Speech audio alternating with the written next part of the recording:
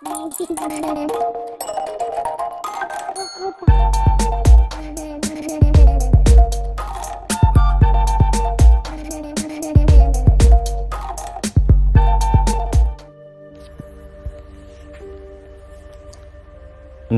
ও জননীর গল্প, হুমায়ুন আহমেদ, পর্ব 54।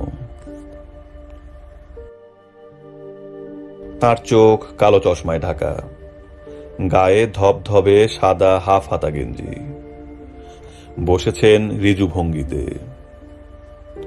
বাঁ হাতের কবজিতে পড়া ঘড়ির বেল্ট সামান্য বড় হওয়ায় হাত নাড়ানোর সময় ঘড়ি ওঠানামা করছে।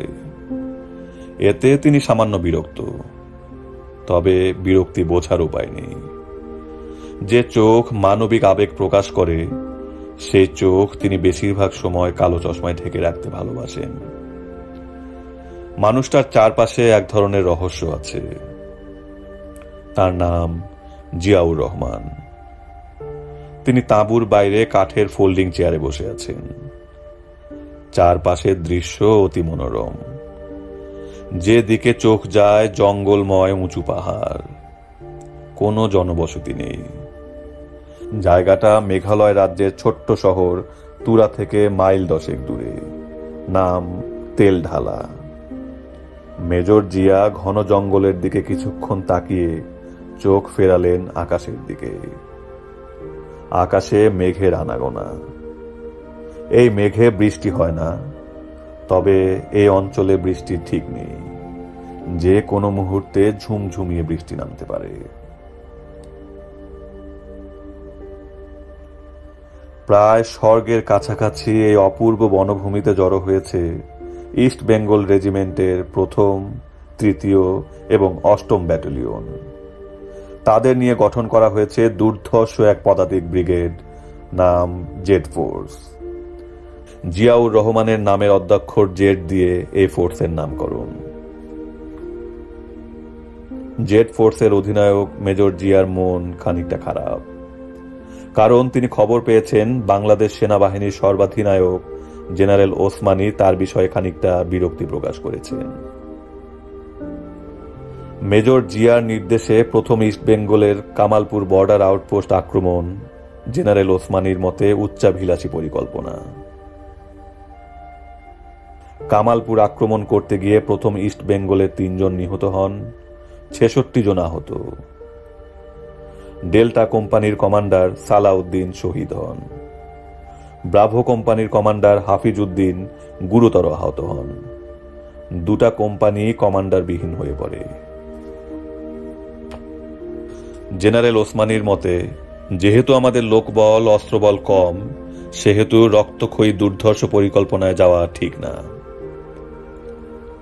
মেজর জিয়ার মত হচ্ছে, আমি দেশের ভেতর যুদ্ধ করছি, কখন কি করব সেই সিদ্ধান্ত আমি নেব। সেনাবাহিনী প্রধান, যিনি থাকেন বাংলাদেশ সরকারের দপ্তরে, তিনি পরিস্থিতি জানেন না।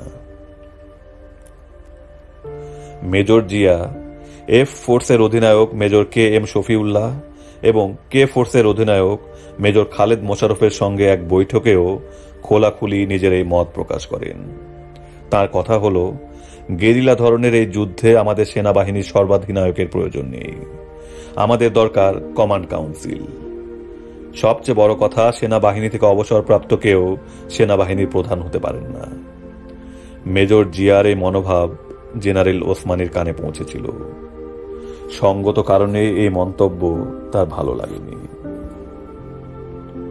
তাঁবুর ভেতর কিছু সময় কাটিয়ে মেজর জিয়া আবারও বের হয়ে আগের জায়গায় বসলেন। এবার তার হাতে 2 লাইনের একটা ইংরেজিতে লেখা চিঠি। চিঠিটি তিনি লিখেছেন পাকিস্তানের মেজর জেনারেল জামশেদকে।